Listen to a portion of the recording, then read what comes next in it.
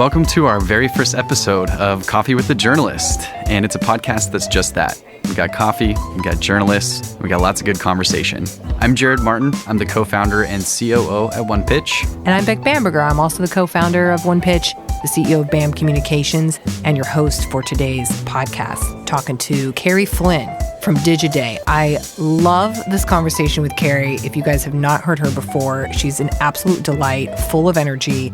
And she also did nothing in her undergrad related to journalism. She actually studied at Harvard, very fancy, and had a degree in environmental science and public policy. So she doesn't use that necessarily in her day-to-day of her journalism job now, but it's an interesting way she's incorporated her background into her day-to-day job now. Let's take a listen. Kerry, thank you for being here. Thanks for having me. It's Coffee with the Journalist, and you are actually drinking coffee. I love coffee, especially, what time is it? Is it like, you have it on PT. I got PT time. What time? I got PT time because it's my California time. We're in New York. Well, in New York, it's 3 p.m., which is round 2 of coffee for me. Round 2? For sure. I need morning coffee, afternoon coffee, sometimes a night coffee. Oh, wow. Does it keep you... Wait, first off. Okay, everybody. This is Kerry Flynn. She's at Digiday. We're going to talk about media and all things good related to that. And maybe why you hate publicists and other things. But we'll see where we go. Don't put words in my mouth. No, I'm not. I'm not, Kerry. I'm not. So let's just dive in. So how many coffees do you average drink a day? It depends on the day. There are times, so for instance, I went to bed at 9 p.m. last night and woke up at 8 a.m. So I feel really refreshed because I woke up at before 4 a.m. 4 days in a row. So I feel like I'm like a bear sometimes and I have to hibernate. Mm-hmm. If not, those 4 a.m. days, I was surviving on coffee. So that's the thing. It's it's a drug. It's caffeine. Today, because I slept so much, it's a 2 coffee day. 2 coffee. All right. Were you drinking coffee way back at Harvard?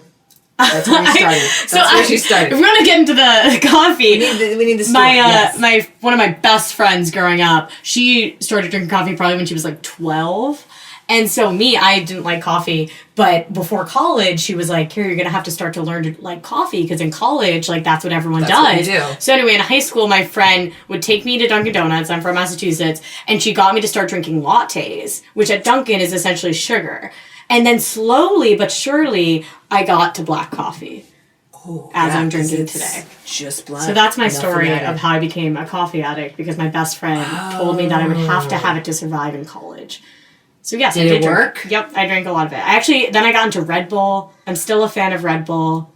Sugar-free or regular? The regular? Oh, the sugar-free's regular. Oh, I don't drink any of it. It's the worst. Red Bull has a horrible aftertaste that you get used to. Sugar-free, you never get used to. It's just wow. That's my personal preference. Obviously, Red Bull does not sponsor this, so we can shit on We're actually going to a Red Bull event tonight. Oh, God. I hope you get some Red Bull then. The regular. Me too.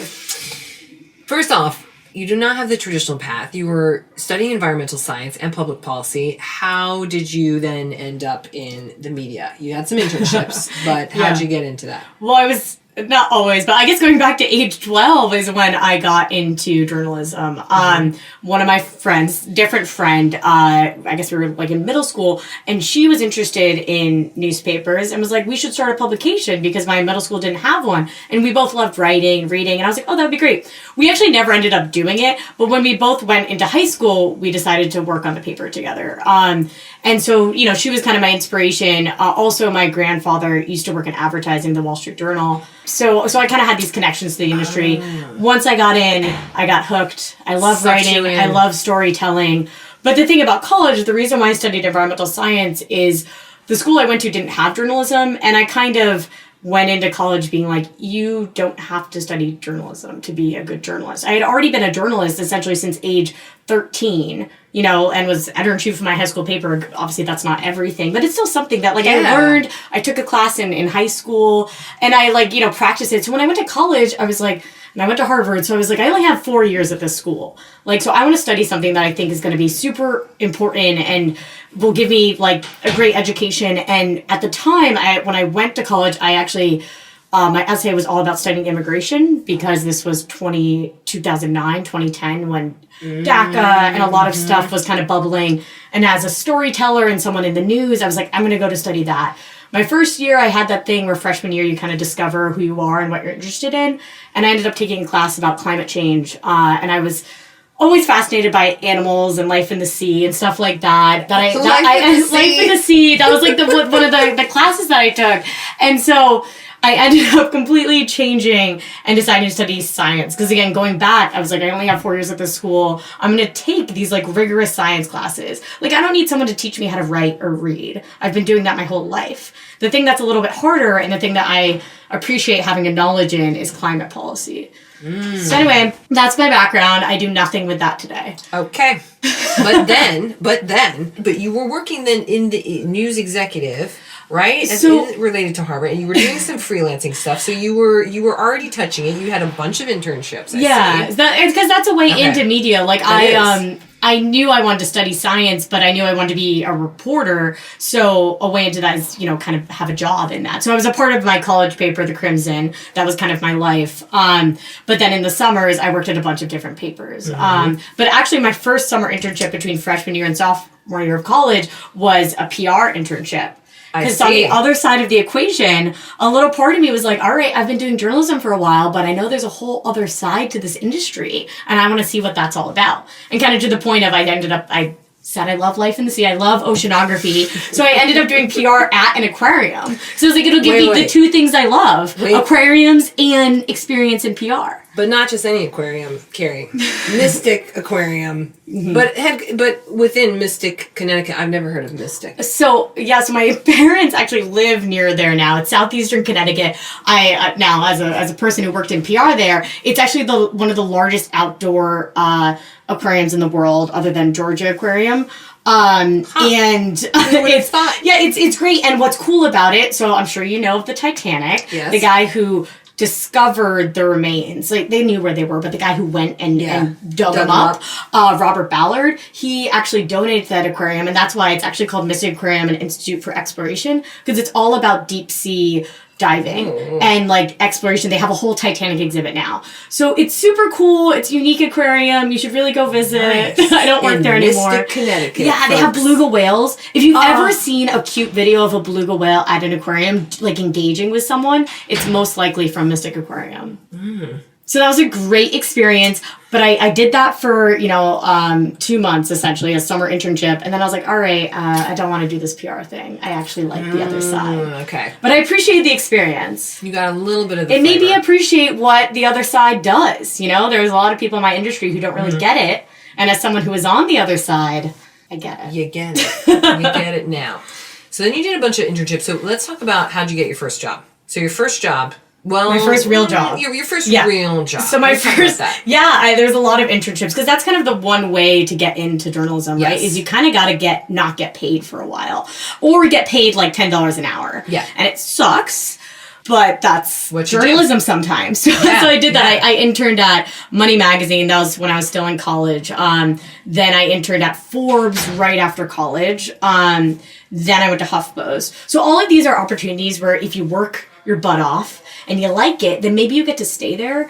But those places that I just mentioned, nothing against those companies, I didn't really have that great of an experience. Not to say I didn't make connections, not to say I didn't learn, but I didn't really like it. So there was a time when my HuffPost internship was over, and I was like, oh no, like I don't know what to do. Like maybe I'm not right for this journalism thing. Like I know, because once you're, it's different from college. Like you're in real New York media, and you're like, this is hard. And like everyone around me doesn't really like their life, and everyone's getting laid off, and I have to write all this clickbait stuff, and it's just like real life journalism is like way different than me being a little newspaper kid in college. At Harvard. At Harvard. Yeah, it's a very different.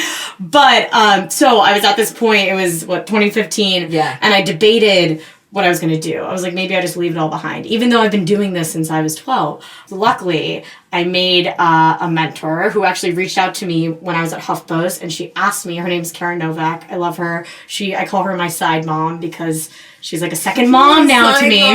But she had reached out to me. It was like my last 2 weeks at HuffPost, and she was like, hey, does so-and-so still work there? I have a company that I want to pitch her. And I was like, oh no, actually she doesn't work there anymore. I was like, oh, well, can I pitch you? And I'm like, actually, no, I'm leaving this job. So, and she's like, oh, what are you doing next? And I'm like, honestly, I don't know. And she was like, oh, well, I know someone who's hiring.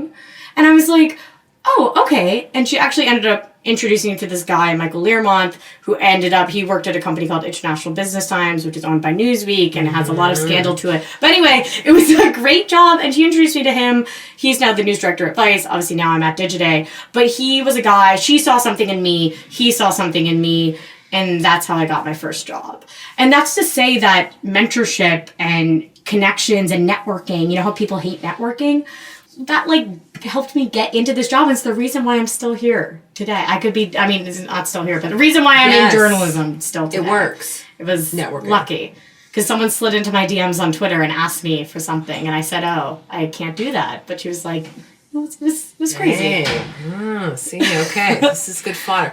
So then, you were there for about a year and a half. Then you ended up at Mashable, and now then you're at the company collapsed. That's the issue at IBT. It was a great time. I loved my time there. I got to it's how I got into what I covered today. I covered tech. I was at Forbes and HuffPost, but when I was at IBT, I got into covering social media and kind of just the business of social media. And now, as I cover today, that's all advertising. And so I kind of specialized in that. When my company collapsed, everyone got laid off. I had a lot of interviews, ended up joining Mashable. So let's talk about that, because you've seen very early in your career, unlike some people we talk to who are 25-year, vets and such. Yeah.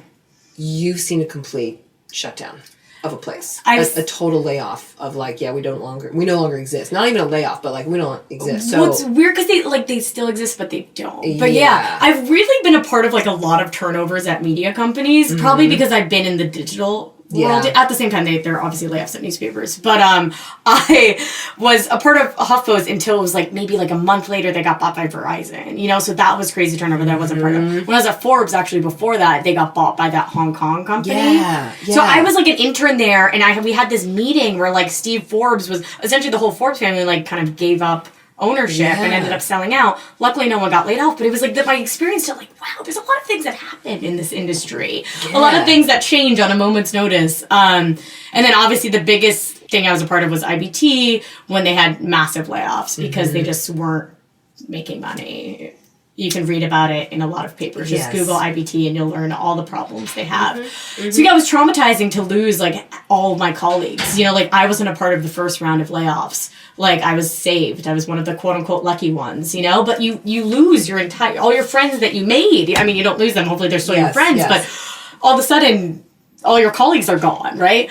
And then I was finally laid off, and then I joined Mashable, who had layoffs, right? Two months before I joined, they had massive layoffs. They pivoted to video, and then a year later, I'm a part of this company, and they again have massive layoffs.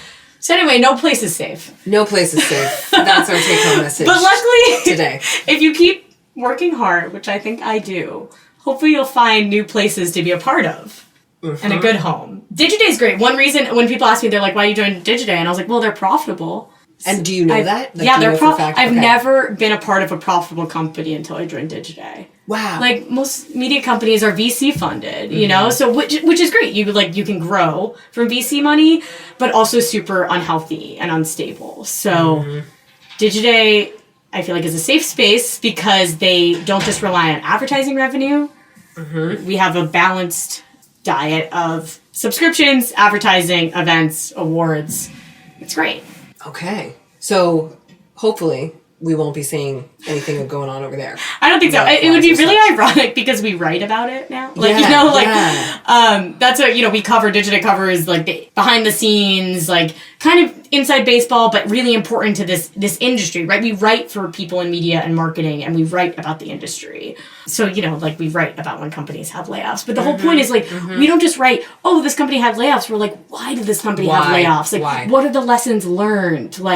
To get back to the Mashable story, it's maybe pivoting to video was a bad idea, right? And maybe we shouldn't do that again. So that's cool to be a part of. What do you think's the best? Well, we're going to talk about your inbox in just a second, but in terms of what you cover now, which is in the niche of marketing and the brands and such that are in this sphere of all the things that do, what is most compelling to you as an interest? So, for example, the reason I'm asking this is you said, oh, the so-and-so company has layoffs, but why? Yeah. That I would want to be totally I would dig so deep to figure out really, really why that happens. So is there anything that's sparking you right now with what you cover? Yeah, well, to my like inbox, I guess one thing that I'm working on today is one of my favorite companies to cover is Snapchat. And obviously I can write about like, oh, like there's a brand that like uses Snapchat, but I'm like, I love to talk about, I'm like, okay, why are you using Snapchat, right? There's this narrative that like Snapchat is dead. Like all my friends joke that no one uses it, but I'm like, okay, but there are these companies here and I really want to know why. Like what I cover and what I tell people I cover is like following the money, right? And people say like, oh, well, the money's in Facebook, the money's in YouTube, the money is still in television. I'm like, okay, but clearly there's money going to other places. Like, why are you still dedicating those dollars? What is happening there that maybe other people are ignoring? Why is it one of your favorite companies to write about? I think because you never know. You never know. Things are happening there. I think because it's young, so it's interesting. It's also I have a affinity to it because it came out when I was the Snapchat, like the platform came out when I was in college. So I'm an active user of it. So I feel like because it's interesting. I think one thing when I joined IBT and even before IBT, I felt like I was competing against. I am to this day competing against people who have 20 years of experience on me, and they go in and they write about Facebook and the Facebook came out maybe when they were in college or when they were in the field, and I'm like, oh gosh, like I don't know, like like I don't have like Zuckerberg's cell phone number because I wasn't on the ground when Facebook launched. So what is helpful as a young reporter is covering things that maybe older reporters are overlooking or don't have as much context in because it's a little... They weren't an early adopter. Exactly. So that's a benefit there. Obviously now I cover Facebook to this day and I don't feel as intimidated. But it's a little harder when you're first starting and you're trying to make or break it and you got competition from the big guys. Who are the big guys? We don't need to say names, but as you think about just the big networks, right? Yes. Like and I worked at great companies. IBT, was a little hard, but I guess to go back, like, and I will name names. Like I remember I was at a Facebook event and I was sitting next to Mike Isaac, who like everyone loves. Mike Isaac, great. He's a great reporter. But I'm like sitting next to Mike Isaac and I'm like, oh my god. Like this guy's great, and he's sitting there. I have my laptop like on the desk, and I'm like diligently taking notes, and I know I have to file a story because that's how my company worked. My guys are just sitting there with like his notepad and a pen, and maybe writing like 2 things down, and I'm like, it's like what am I missing? But no, it's fine. We're all great. I hate to say competing, because I think one thing that gets lost sometimes in this industry is like in journalism we all have the same goal, right? We're all trying to tell stories, and I think one thing that's helpful, and I think Digiday does a good job of, if someone else writes something, don't just rewrite it, and that's so many companies do that. And again, one thing I love about my current job is like we don't do that. If someone writes something, we're like, great, awesome, good story, let's further it. Let's further tell this narrative. What else do they miss in that story that we can add on and contribute to the narrative rather than just rewriting something and filling your inbox or your Facebook feed with stories you don't need to read again. We did touch on about your inbox. Yeah. How bad is it? How many pitches are you getting a day? I don't know. I feel like there's this whole narrative. One of my colleagues, I won't name names, but like everyone complains about how full their inbox is. I'm like, yeah, my inbox is really full, but I'll just mark as read. If I don't like it, I'll just mark as read. There are some people who want to respond to every one, and I'm like, no. I get a lot of emails. I'm on my phone all the time, though. I'm always on my laptop. So I see the subject lines, right? Do I respond to all of them? No. But some people are so intimidated. They're like, oh, half my job is responding to emails. And I'm like, maybe you're not doing your job right. You don't have to respond to every email. You don't have to look at every email. This is true. And that's why, people ask me, they're like, oh, well, how do I break in your inbox? Or should I not bother emailing you? And I'm like, maybe I don't mind if you'll send me a press release and then maybe... there's the power of searching your inbox. So I'm writing about Pinterest and I don't cover Pinterest as much as I do other companies. So I just this morning I just search in my inbox and I'm like Pinterest, and I'm like, who has reached out to me with anything? That's not to say I'm going to immediately respond to anyone who ever said Pinterest in an email to me. I will see. I'll be like, oh, actually this company did X campaign last month. Let's see how it did. So my inbox is a powerful thing. Oh, so you're really mining it for potential resources. Totally, and sources. Yeah, where I know some people, the annoying thing that I think lots of people do is news happens. Like I said earlier, news happens and everyone writes about it, right? Maybe we don't do that, and so people will email me and be like, resource for X thing, and maybe right at the time I'm not going to respond to it, and then that's probably sad for that person because they really hopefully wanted a response. But like maybe 2 months later, like I search in my inbox being like, all right, who's capable of talking about Pinterest? Again, that doesn't mean I'm going to immediately reach out to this person. I'm going to do my own due diligence to be like, is that person really qualified to talk about X? Like, can they really add to it? And maybe I will though. So inbox, people hate on the inbox. I love my inbox. Yeah. Love your But inbox. maybe it's not a place to reach me in real time. Is one thing I'll say about that. Where can people reach you in real time? Well, Let's clarify that a little bit more. Yeah. Publicists. I would say you can't be reached in real time by a publicist. Why would you want to be reached by a publicist? I think it depends. So actually, because I have good relationships with some people, right? Like some PR people who like I will immediately respond to them. Someone this morning Twitter DM'd me, and I think that's a easy place to reach me. And was like, they just responded like, they said, Kerry. And so I replied, I'm like, what? And they're like, oh, XYZ. And I'm like, oh, yeah. You know, like, and I respond like immediately because that person like already did their job of like building a relationship with me. And then they knew me and they were like, you're going to be interested in this. So they DM'd me to tell me, hey, like, let's talk about this now rather than it getting lost in my inbox. And what about the relationship? So this person built a relationship, you said. What did that look like? For people who are listening, and we mostly have publicists who are listening, going like, "Oh, how do I know journalists more? And, you know, what do they really think? How do they really break into this, etc." So, what does the crafting of the relationship look like? I think having those initial, like those coffee meetings are helpful. I don't remember with this person, but in general, I actually just made an ask to a publicist probably like an hour ago to give more real-time examples. She made an introductory meeting to someone, I think last month, you know, a marketing executive of a company. And at the time, you know, they were doing a big PR push of new content. And I was like, I don't cover that, but like, I'll have the meeting, I'll sit down with this person. And then for a story that I'm working on this week, I actually proactively reached back out. You know, it was kind of like that thing where this person knew that I'm not going to cover this in real time, but kind of like made the time for me because they like, and wanted to make this intro because they knew that it's maybe that valuable resource in the future. And I think that's one thing that's awesome is that it's less of like a give take, you know, like, oh man, like I have to set up these meetings and I need coverage right then. If I don't get coverage, my client's going to kill me. Yeah. I think what's awesome about, what this person did is be like, hey, like, this person is worth your time to meet with because you're going to start to build a relationship with them. Don't immediately need something from them, but know that like probably a month later, if the conversation goes well, they're going to reach back out to you. And that's exactly what happened. And same thing with that other person. But that was okay at that point because now you have this relationship and you trust the source. And okay. Yeah, and it's just not like, it didn't feel needy, right? You know, where it's like, oh, why didn't you write about my colleague? Like, I need this right now. And I'm like, but you know how Digiday works and I work and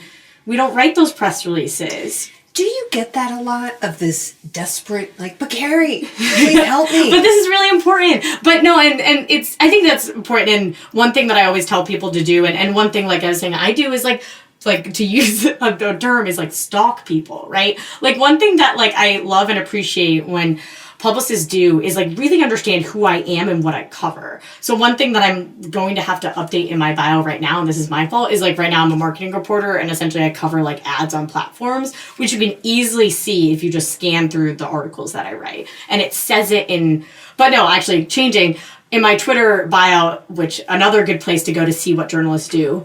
It says platforms because actually my beat is a little expanded now and I cover ads on platforms and publishers on platforms.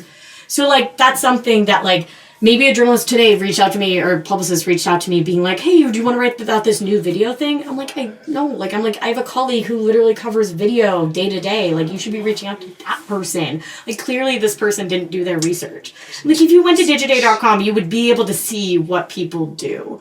So don't just like email me being like, oh, this is a perfect story for you. And I'm like, no, it isn't. Look at what I cover. Look at my Twitter bio. Yeah. So do you respond to those people? Yeah, I did. I did. No, and I did the type of thing where like I responded being like, why didn't you reach out to my colleague? You know, like, and don't spam them, obviously, just suggesting that like, I don't cover this, but future, if you want to talk to someone like this. And I've even done that, like, again, for people that I have relationships with, like they'll be like, oh, I have this story. And I'm like, actually, like, I think someone at this outlet may be better suited for this thing because it's not a Digiday story or it's not a me story. And is that feedback well received? I hope so. I hope so. Because I feel like, it's a weird thing is like kind of like telling people how to do their jobs. And I'm not trying to do that. I'm trying to be like this, to be honest. Yeah, not me maybe this person. Good luck. Bye. Talk to you again soon. Bye. Next time. But maybe it's true, right? Like I said with that example of today, right? I reached back out to that person being like, guess what? I would love to talk to your client. It would be amazing. See, they were patient and it comes around. Patience pays off, I hope. Okay, we have to talk about this because it's on your Twitter bio. Okay. You have your phone number. Is that your phone? Is that your cell number? That is my phone number. Do people call this number? People do call that number. I think one of my favorite examples is when I added that, like someone, like, and as you can see on Twitter, like I tweet all the time. Yeah. There is sometimes I tweet and I say something, and people, like I'll say something about one of the companies I cover, and this has happened multiple times. People at that company will call me. And like, no, like, and this is not PR people. I'm saying people like internally who work at the company and want to tell me something.